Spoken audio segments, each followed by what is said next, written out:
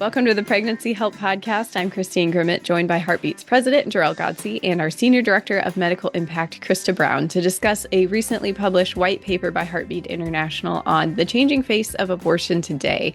And as we talk about abortion trends since the overturn of Roe, we can keep in mind that the Abortion Pill Rescue Network stands ready to help women who want that chance to reverse the effects of the abortion pill and save their baby. If you're interested in learning more about the Abortion Pill Rescue Network and how your pregnancy help organization can join, visit aprnworldwide.com. Well, Jor-El and Christa, thank you for joining us, and I'll turn things over to you. Thanks, Christine. Hey, it's great to visit with you, Christa. I know that your team has been especially busy. You've been with us really since the beginning of kind of taking on the abortion pill, at that time, Abortion Pill Reversal Network, and we've changed it to Abortion Pill Rescue Network. And it's been one of the most kind of interesting things about the opportunity to help women through that process is to really be engaged with them as they're actively aborting their child, right? That it's one thing. The pregnancy help movement has for decades been involved with those who are in the decision and helping them make a life-affirming decision, of course, is our preference. But it's been an altogether new experience, really, to be more closely connected to the actual decision of being in the midst of an abortion, really, with a chemical abortion. And so your team has been at this for a number of years now, right? We took that on in early 2018 and been at this for into our sixth year of working it. And you've been at the heart of all of that, making it happen, Christa, for which we are grateful.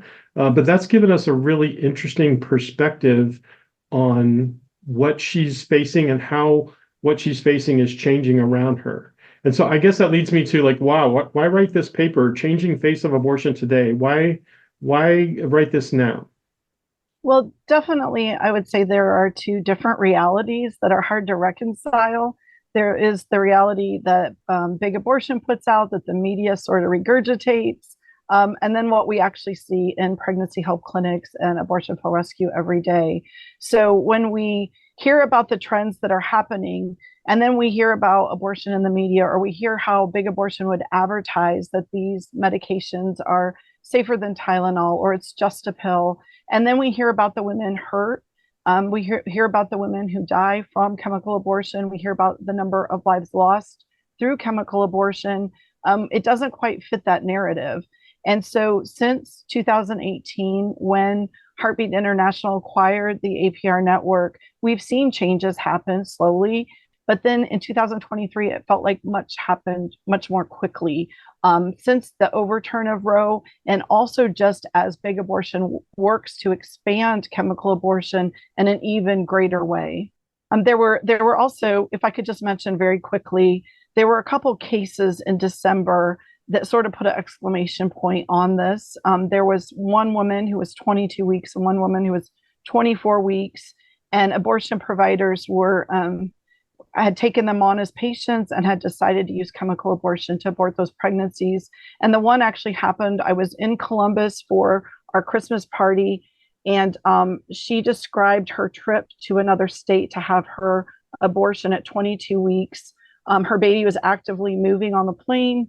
And then after they started with mifepristone and laminaria, they gave her an injection in her abdomen. She didn't understand the process. She didn't understand that was digoxin injected into her baby's heart. And when she called the hotline, she described a heavy feeling of her baby on one side of her abdomen. And so for any mom who's felt that baby's movement at 22 weeks, her dating was actually a little more advanced than that compared to what the abortion provider gave her. We were heartbroken for her. And I think sometimes in ministry, we're sort of given grace to do this every day and hear these stories. But in that situation, it felt like the Lord just really sort of took away the veil a bit and helped us understand how not only lives are being lost, but how many women are being damaged and hurt by this, and allowed us to grieve a bit with him, because I think the Lord has a lot of grief for what chemical abortion and all abortion is doing to women, families, and children throughout the world. So I remember you sharing some of the different things that you were finding, some of the findings that are actually in the paper you were sharing with our leadership team at some point. And with the idea that these things have been happening in a short amount of time, one of the big findings was the drop of, I think 35% of the women now are not getting an ultrasound in advance, where 100% were, because that was part of the FDA requirements.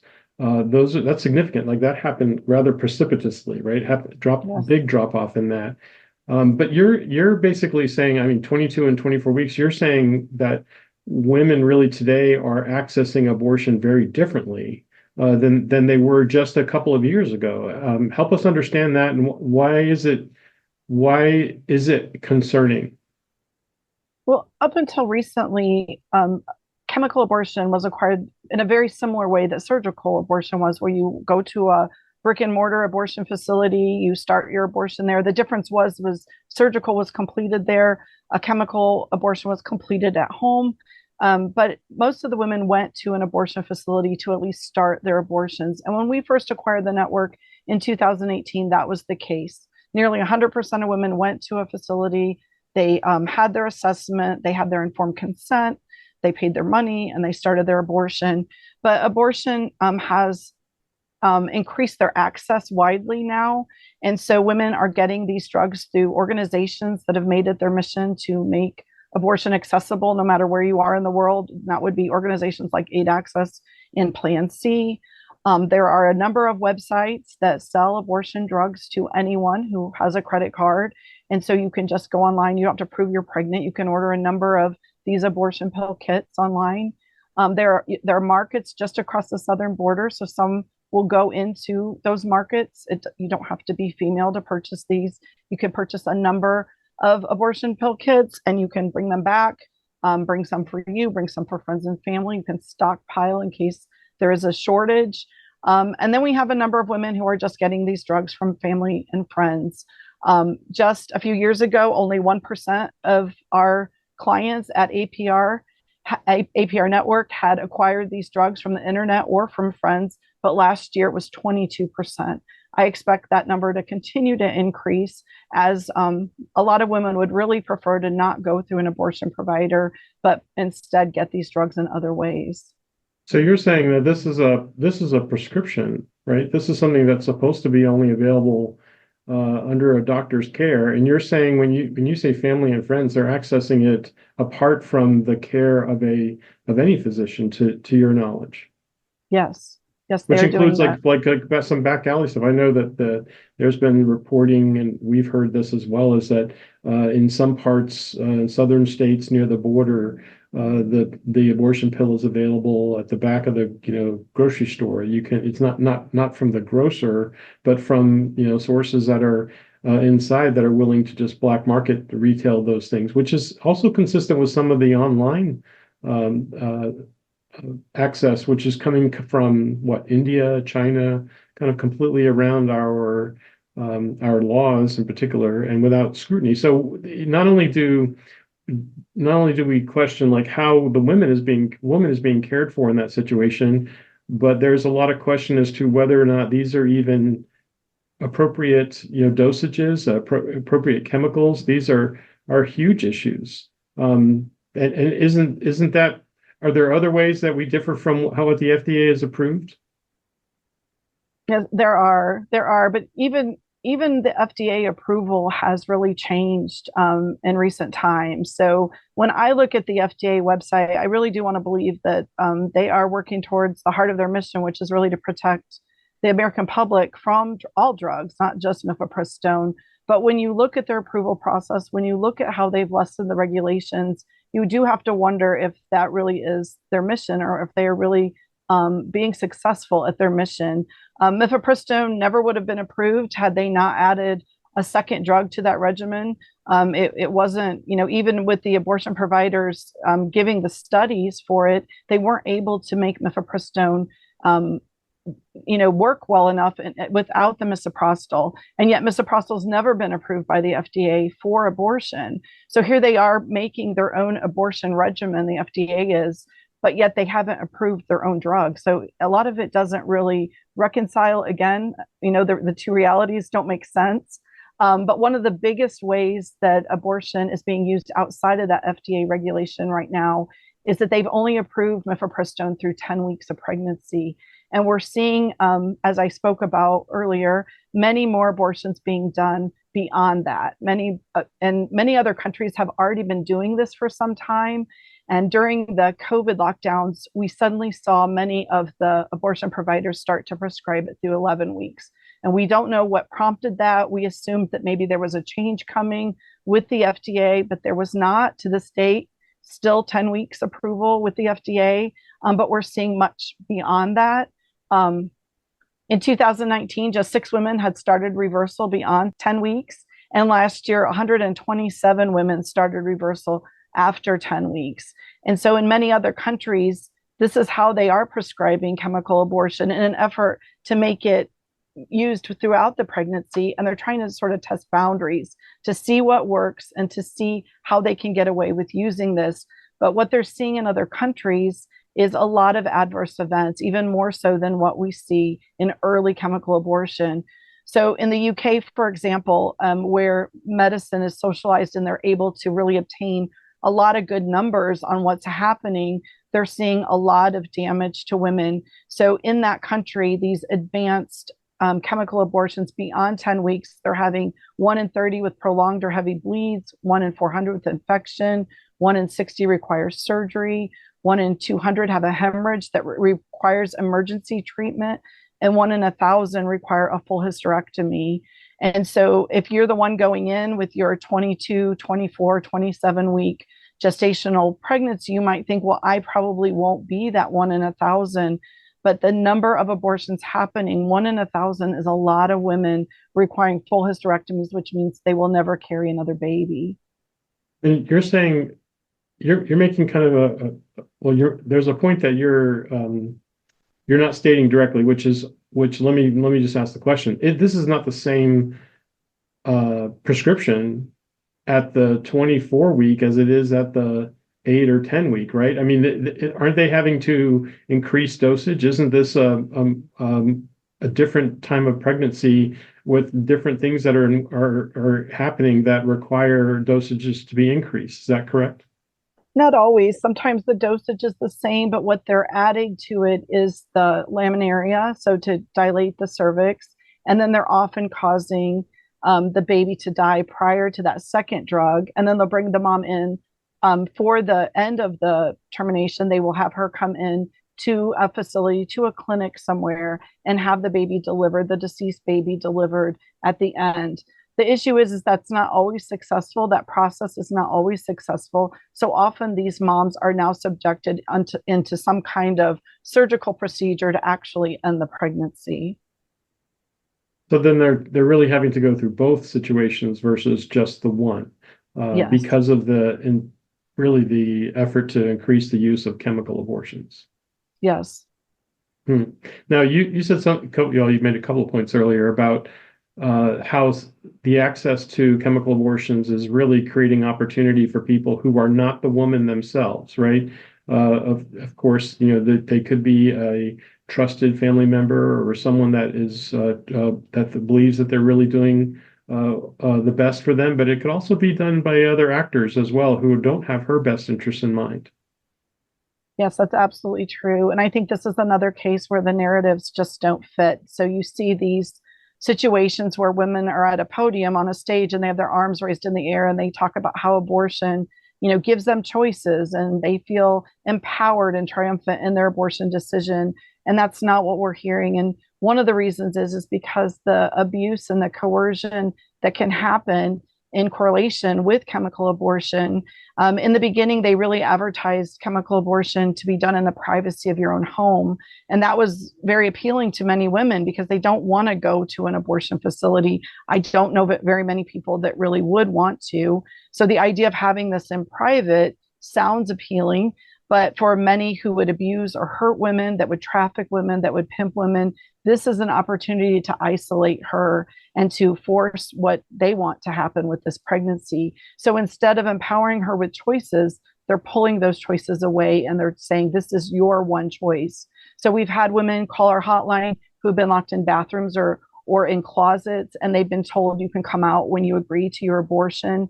We've had women where the pills have been forced into their mouth, or into their vagina so that they have no choice but to have this abortion. We've had women who have been poisoned, so drinks and food, you can add these drugs to that, and then the woman doesn't even know that she's been poisoned. We recently had a family member who replaced an antibiotic with the abortion pill. So the woman thought she was taking her antibiotic and she instead was taking abortion pills. And this person thought they were doing them a favor by choosing abortion for her. And so all of these things, wrapped up, they just show that wide expansion of the availability of these drugs is hurting women. It's not helping women. This is not the empowerment of women. Well, moreover, these are legal activities, and obviously, if it's something that once we get past the point of urgency related to the child at the Abortion Pill Rescue Network, we can help connect them to those that can help pursue potentially legal means or other efforts to make these things known, or in trafficking situations, there are paths that we have as well that we can help. And I know that your team does that. That you're really describing also some of the clear understanding of how women are being affected mentally and physically in ways that to your point, the big abortion narrative doesn't ever bother even acknowledging, much less addressing. That's absolutely true. Back in the day when surgical abortion was the only abortion available, and then for a time it was the primary abortion available, we know that abortion was very dangerous. And I used to work next door to a late-term abortion facility in Michigan. And we would commonly hear, not just from women, but from the doctors who received these women in the hospital, the horrors that were happening, the horrendous things that happened during abortion. And they would contact us, and the doctors would say, what is happening over there? There was another perforation. There was another hemorrhage. There was another infection. This has to be stopped. And the woman would come in just grieved over their situation. There were a couple full hysterectomies following their abortions at that facility. But as awful as surgical abortion was, chemical abortion has 4 times the adverse events as surgical abortion. It's much more dangerous. The emergency room department visits have increased 400% due to abortion. So women are presenting regularly in these emergency departments. They are presenting as patients with hemorrhages and infections. This is a health crisis that we should be very much concerned about. Instead, it seems that many are willing to look the other way because they deem it as political as opposed to a public health crisis. In addition, we really have a mental health crisis because how this is affecting women's minds is atrocious. 1 in 3 report depression, anxiety, substance abuse, thoughts of suicide.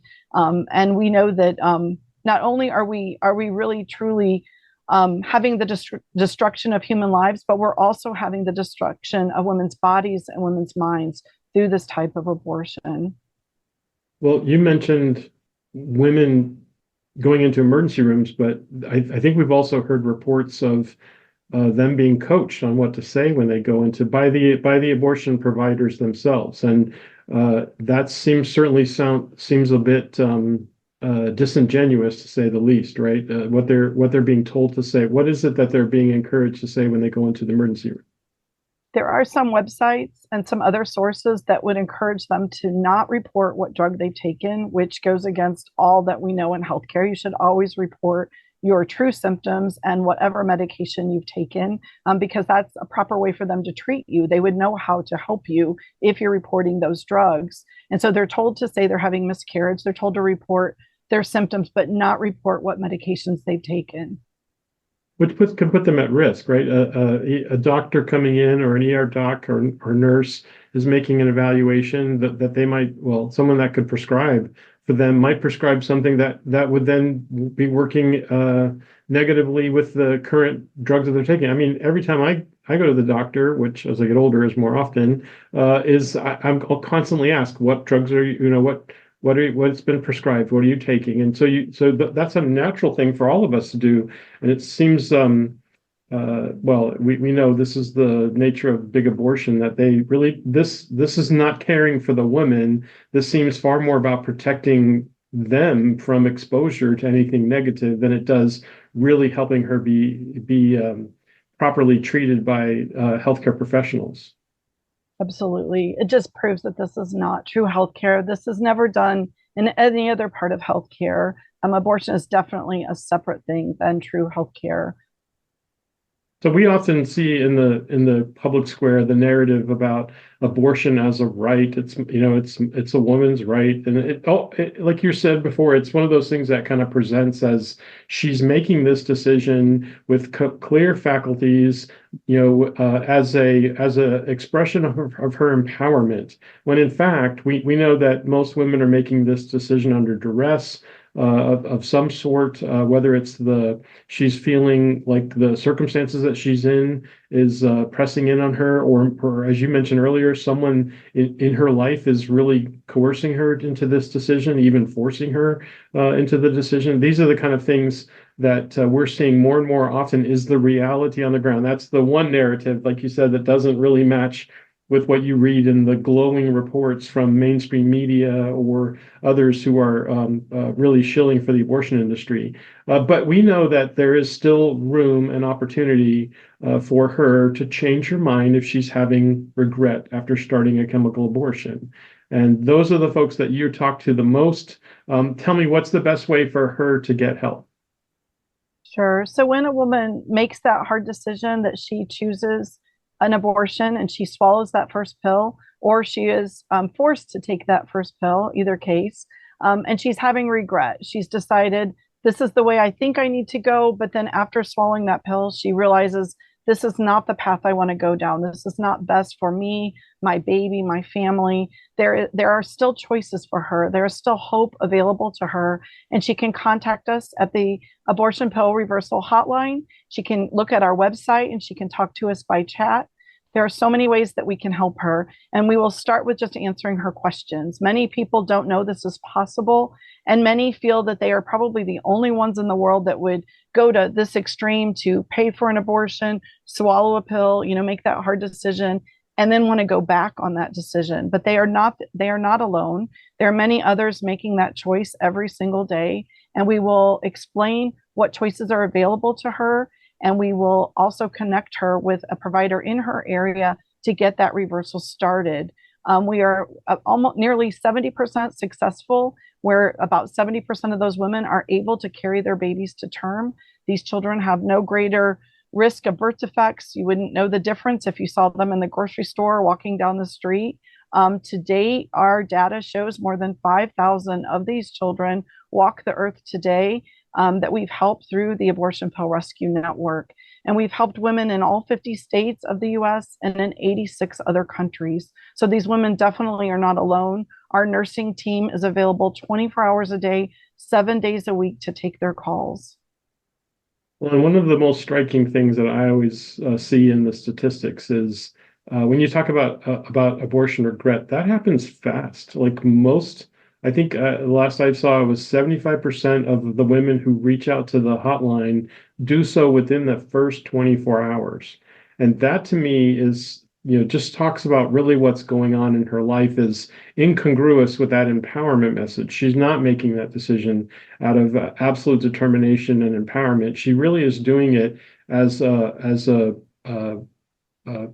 something that she is conflicted about, because then something else sets in right after she's done that. We've had them call right from the parking lot of the abortion clinics as well, when that was more common, like literally having just walked out of it, having just swallowed that pill. That just shows you how kind of fragile they are in their in their decision-making process, and how they can be even, I don't want to say tricked so much, but they can certainly be pressured into that decision, even in just the ignoring of another option, right? How many women, and we've had some moms who've gone through this and have reflected back on this, and what we've heard every time they walked, I mean, you remember this, every time they walked into to discuss their pregnancy with the so-called healthcare provider, right? They actually are just put on a immediate track towards abortion. Is that what I'm remembering correctly? Yes, they often want to know about their options. So what we hear commonly from women is, I wanted to hear more about what my options were. And when they express that, instead, they're told instructions for their abortion. That's what apparently the abortion providers hear is here's instructions on how to complete your abortion, when really she wanted to know what other options do I have? How is this well-rounded? And that's the exact information that pregnancy help clinics give every single day. And I just also want to just give credit to these women who call us, how brave they are, because they really do look that adversity that you just spoke about right in the face.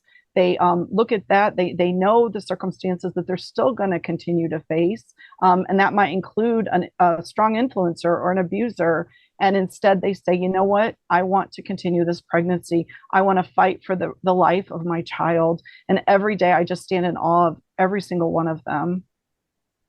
Well, I couldn't agree more. To me, this is one of the great lessons that I've learned as a man in this, working in this movement, is really how strong women are. And when they can face obstacles and overcome them, and even realizing that it may come at some level of sacrifice for themselves. And yet we've learned some other things as well. Some of the things that we hear about women who are pregnant in the moment, the truth is that that's only a moment, and they can often recover from that and go on to even greater things than what their dreams were, if they will just see past that difficulty in the moment, to believe something more. And that's what the great opportunity for pregnancy help is, to come in and help her achieve that. So grateful to your team, Christa. Thanks for keeping an eye on things as they change. We know that there'll probably be more changes as the abortion industry not only continues to adapt and change to maximize their profit, and also at the behest of very powerful political opportunists as well. So we know that there'll be more to do. Thanks for manning the wall, and grateful for you and your nurses who are answering that hotline 24/7, 365, helping women walk through that decision. They don't all agree to that, and we're certainly not here to force them to do that. But we definitely are glad we can be here for the options. All right, well, thank you. And I'm looking at the white paper now, and there's just so much information in here. There are charts and graphs, and there are examples of some of the things that were referenced, even examples of what women might be seeing online as far as ads for the abortion pill. And so this is just helpful to understand what your clients are up against. So I would encourage our listeners to share that. I'll include the download link. You can also share this episode. I think the conversation also just adds so much to the information that's in the white paper. So please share, please subscribe. And with that, thank you for listening to this episode of the Pregnancy Help Podcast.